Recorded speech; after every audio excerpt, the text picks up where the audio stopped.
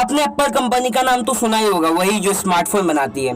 तो एक बार एप्पल को ना अपना एक सेंटर बनाना था, एक ऑफिस बनाना था, और उस कंस्ट्रक्शन का जो प्राइस था, जो लागत था, वो था 1.8 मिलियन डॉलर, मतलब कि इंडियन रुपीस में 13 करोड़ 76,89,866 रुपीस, ऐसा कुछ उसका लागत था। ठीक है, लेकिन उसको इस 13 करोड़ के प्रोजेक्ट के लिए उसको पे करने पड़े थे 1.7 बिलियन डॉलर। अब ऐसा उसको क्यों करना पड़ा था, इसकी जो मिस्ट्री है मैं बाद में बताऊंगा। और क्या आपको पता है कि जितनी पॉपुलेशन जापानीज की जापान के अंदर नहीं रहती, उससे दुगनी पॉपुलेशन जापानीज की जापान के बाहर है। और आज आप इस वीडियो में ऐसे इंटरेस्टिंग फैक्ट जानने वाले हैं कि आप अपने दिमाग का संतुलन खो देंगे और बोलेंगे भाई एक बार और। Fact number 15। तो जैसा कि हम सभी को पता है कि जो ह्यूमन का प्रेजेंट पॉपुलेशन है वो है 7.5 बिलियन, मतलब कि 750 करोड़। और हम सभी को पता है कि आज से 10 साल पहले जो ह्यूमन का प्रेजेंट पॉपुलेशन था वो था 7 बिलियन, मतलब कि 700 करोड़। ठीक है, तो उस टाइम के कुछ साइंटिस्ट ने एक बार एक टेस्ट करने का सोचा कि चलो एक बार ये टेस्ट करते हैं कि हम लोग को कितना खाना नेचर द्वारा मिलता है, कितना फूड हम लोग को नेचर द्वारा मिलता है और कितना फूड हम लोग को इंसानों द्वारा कल्टीवेट करते हुए मिलता है। मतलब कि ऐसा उन्होंने एक बार टेस्ट किया और उनको पता चला कि जो 75% जो फूड है वो हम लोग को नेचर की तरफ से मिलता है और जो बाकी 25% जो फूड है वो हम लोग को इंसानों के द्वारा मिलता है।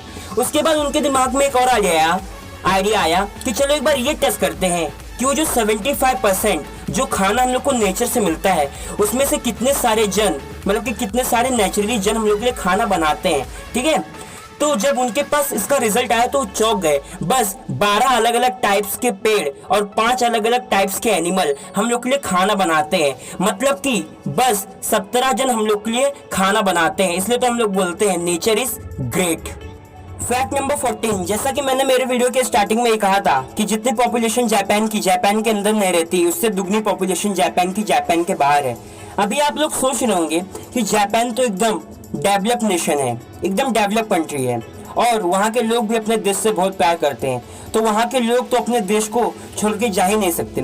तो फ्रेंड्स मैं बता दूं कि 2009 में 1.6 मिलियन जापानीज ब्राजील गए थे और अभी भी वहाँ पे 1.7 मिलियन जापानीज रहते हैं और प्रेजेंट पॉपुलेशन है जापान की 12 करोड़। अगर आप लोग अभी गूगल पे सर्च करते हैं तो वहाँ पे आएगा 12 करोड़ .65। ठीक है, ऐसा कुछ आएगा। और अगर मैं उसको मिलियन में देखता हूँ तो 1.265 मिलियन होता है। और अभी आप भी देख सकते हैं कि कहाँ पे 1.26 मिलियन और कहाँ पे 1.7 मिलियन। तो हुआ ना जापान की पॉपुलेशन जापान से ज्यादा जापान के बाहर, और ये पॉपुलेशन है ब्राजील में।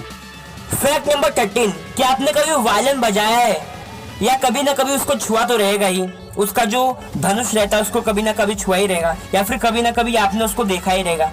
तो क्या आपको पता है कि जो वायलिन का जो बो रहता है जिससे वायलिन को बजाते हैं, जो उसका धनुष रहता है वो किससे बना रहता है? तो फ्रेंड्स सुनो, जो उसका बो रहता है ना, जो धनुष रहता है, उसका जो तार रहता है वो बना रहता है घोड़े के बाल से। अगर आपको ये बात पहले से पता थी तो मुझे कमेंट में जरूर बताइए। Fact number 12। हर किसी को अपने बॉडी को फिट रखना पसंद है, हर किसी को 6 पैक बनाना पसंद है और 6 पैक बनाने के बाद वो 6 पैक सबको दिखाने में जो मजा आता है उसमें कुछ बात ही नहीं है। तो फ्रेंड्स एक बार एक फेसबुक पे एक सर्वे हुआ तो उसमें ये पता चला कि जितने जन फेसबुक पे अपना फिटनेस रूटीन डालते हैं कि वो कितने फिट है, ठीक है, तो उनमें से सारे के सारे जन ना उनको साइकोलॉजिकल प्रॉब्लम रहती है, मतलब कि वो मेंटली रहते हैं। ऐसा एक सर्वे हुआ उसमें पता चला था। Fact number 11। हर कोई पढ़ाई करता है और पढ़ाई करने के लिए, कुछ समझने के लिए हर कोई ना कोई एग्जाम्पल देता है। जैसे कि मान लो आपको फिजिक्स पढ़ना है या फिर आपको बायोलॉजी पढ़ना है या फिर आपको साइंस पढ़ना है, तो जो आपकी टीचर रहती है आपको वो चैप्टर समझाने के लिए कोई ना कोई एग्जाम्पल जरूर देती है। और क्या आपको पता है कि आज जो ये आपकी टीचर एग्जाम्पल देती है वो 17 और 18 सेंचुरी में उसका जोक हुआ करता था। मतलब कि जो 17 और 16 सेंचुरी में जिस चीज का सब लोग, मतलब कि जिस चीज के ऊपर सब लोग हंसते थे, जो कि एक जोक था, आज उसको हम लोग एग्जाम्पल के तौर पे यूज करते हैं। Fact number 10। क्या आपने चेस्टी बेल्ट के बारे में सुना? चेस्टी बेल्ट अगर आपने नहीं सुना तो चलिए मैं इसको गूगल पे सर्च कर लेता हूँ। तो देखिए जब मैंने सर्च किया तो ये आया, ये रहा चेस्टी बेल्ट। तो फ्रेंड्स अब सुनो, तो जैसा कि हम सभी को पता है कि रोमन में एक कथा बहुत फेमस है, एक स्टोरी बहुत फेमस है कि चेस्टी बेल्ट जब भी कोई अपराधी गुनाह करता था तो उसको जो वहां का किंग होता था ना, उसको पनिशमेंट देता था इससे। लेकिन फ्रेंड्स, ये एक मिथ है। अगर आपको नहीं पता मिथ क्या होता है तो इसको भी मैं गूगल पे सर्च कर लेता हूँ और जो इसका डेफिनेशन आता है वो ये है, एन आइडिया और story which many people believe but date does not exist और इज फॉल्स। मतलब कि वो स्टोरी या आइडिया जो कि झूठ है और पीपल उसको मानते हैं और वो दुनिया में एग्जिस्ट ही नहीं करती। तो फ्रेंड्स, मुझे लगता है आपका जो अंधविश्वास था कि चेस्टी बेल्ट नाम का कोई बेल्ट होता है वो दूर हो गया होगा। फैक्ट नंबर 9, फ्रेंड्स, अगर आपके पास $1 मिलियन आ जाए तो आप क्या करेंगे? मैंने $1 मिलियन कहा, लेकिन अगर मैं उसको इंडियन रुपीज में कन्वर्ट करता हूँ तो वो 1 करोड़ के आसपास में होगा। तो फ्रेंड्स, जहाँ पे पूरी दुनिया में अगर किसी के पास भी $1 मिलियन आ जाता है तो उसको हम लोग करोड़पति बोलते हैं, ठीक है। करोड़पति हम लोग उसको बोलते हैं, मिलियनर हम लोग उसको बोलते हैं। लेकिन अगर वही अमेरिका में आपके पास अगर $1 मिलियन है, 1 करोड़ रुपए हैं, तो आप करोड़पति नहीं हो। लेकिन अगर आपके पास $2.4 मिलियन है तब आपको करोड़पति माना जाएगा। फैक्ट नंबर 8, आपने दुनिया में बहुत सारे युद्ध देखे होंगे, छोटे बड़े और भी बहुत सारे, लेकिन आज मैं इस वीडियो में बताने जा रहा हूँ एक ऐसे बेफालतू युद्ध के बारे में जिसको सुन के आपको भी गुस्सा जरूर आएगा। और इस युद्ध में फ्रेंड्स 2000 लोगों की जान गई, लेकिन इस युद्ध का कोई मतलब था ही नहीं। तो फ्रेंड्स सुनो, आपने की का नाम तो सुना ही होगा। तो उसमें एक शहर था, मतलब कि उसमें 2 शहर थे, ठीक है, 2 शहर थे और दोनों में बहुत ही कट्टर दुश्मनी थी और दोनों शहर एक ही कुएं से पानी निकाल के पीते थे। तो एक दिन क्या हुआ, एक शहर के बंदे ने उसमें का एक जो बाल्टी था ना, जो बकेट था, उसको चुरा लिया, ठीक है। लेकिन दूसरे शहर के जो एक बंदा था उसने उसको देख लिया, तो उसने जाके अपने राजा को बताया।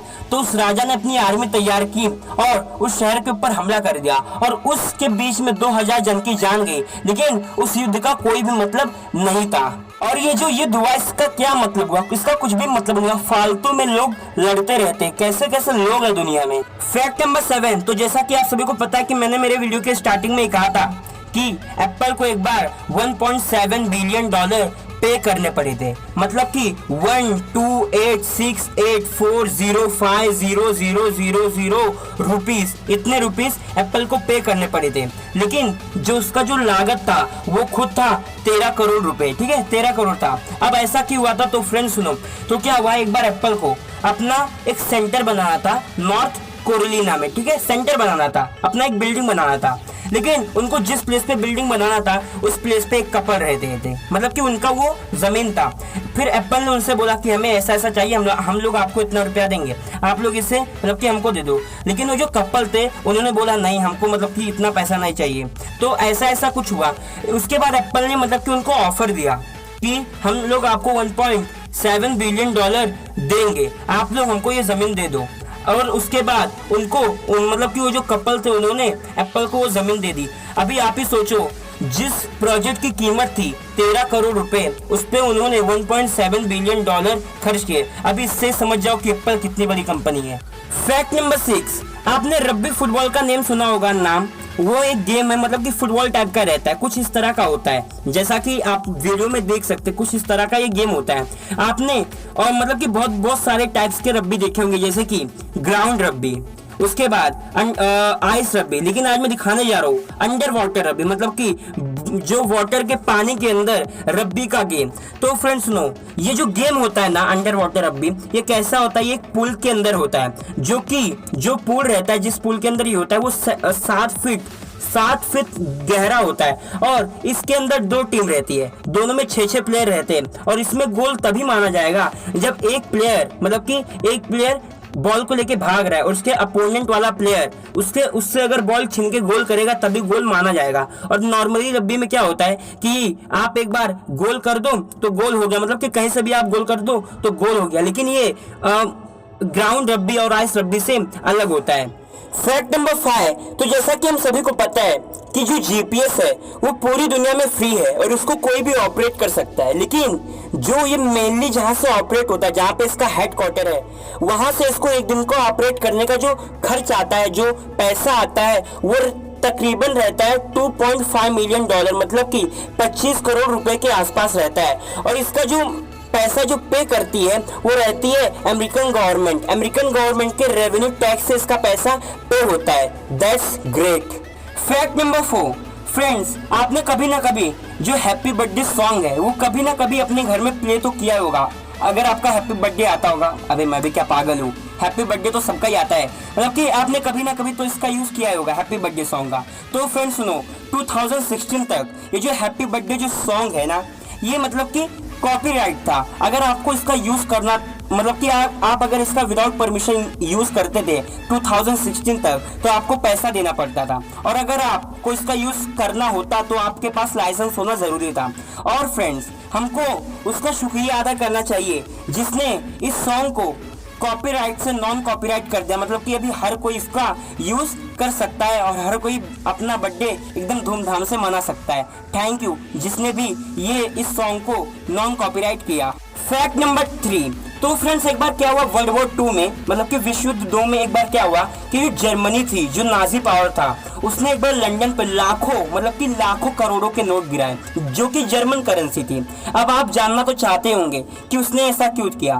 तो फ्रेंड्स सुनो, क्या हुआ ना कि जो नाजी पावर थी उस बार, मतलब कि उस टाइम पे बहुत वीक पड़ रही थी, तो उसने थॉट क्या सोचा कि अगर हम लोग जर्मन करेंसी के लाखों करोड़ों नोट गिराएंगे तो वहाँ की जो पीपल है, जो इंग्लैंड की जो पीपल है, वो पैसे के पीछे भागेगी और तब तक हम लोग उसके उस देश के अंदर घुस के उसके ऊपर अटैक कर देंगे और उसका जो फाइनेंशियल कैपिटल रहेगा वो पूरी तरह से गिर जाएगा। और जो उसका थॉट था वो ये था कि हम लोग को उसका अर्थव्यवस्था, जिसको हम लोग फाइनेंशियल कैपिटल बोलते हैं, वो गिराना चाहती थी इंग्लैंड की। फैक्ट नंबर 2, अच्छा फ्रेंड्स आप लोग दुनिया में हजारों जन से मिलते हैं, मतलब कि आप अपने एरिया में, अपने सराउंडिंग में हजारों जन से मिलते हैं। आप उनके कलर को देखते हैं, आप उनके आंख को देखते हैं, आप उनकी आई कलर को देखते हैं, आई बॉल को देखते हैं। तो फ्रेंड्स आप मुझे ये बताइए which is the most attractive I colour in the world, मतलब कि दुनिया में सबसे आकर्षित आई कलर, आई बॉल का कलर कौन सा है। तो फ्रेंड्स एक सर्वे हुआ जिसको कंडक्ट किया था allaboutvision.com ने,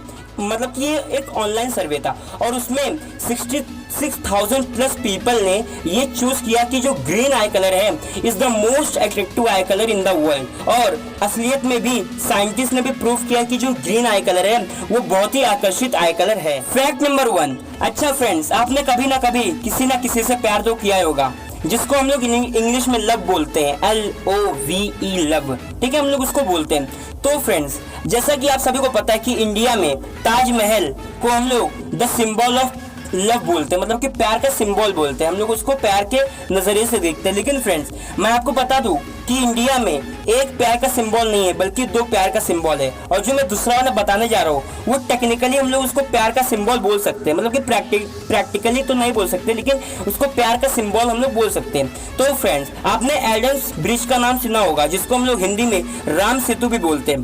तो फ्रेंड्स ये जो राम सेतु है ये दूसरा प्यार की निशानी है, मतलब कि पहले प्यार की निशानी है इंडिया में, क्योंकि ताजमहल से पहले इंडिया में राम सेतु सबसे पहले बना था और ये भी लॉर्ड श्री राम ने ही बनवाया था मंकी सेना की मदद से, मतलब कि जो मंकी की आर्मी थी उसकी मदद से उन्होंने बनवाया था, वो भी अपनी वाइफ के लिए। तो ये भी हुआ ना प्यार का सिंबल। और फ्रेंड्स अगर आपको ये वीडियो अच्छा लगा तो मुझे कमेंट में जरूर बताइए और अगला वीडियो शानदार जरूर होगा।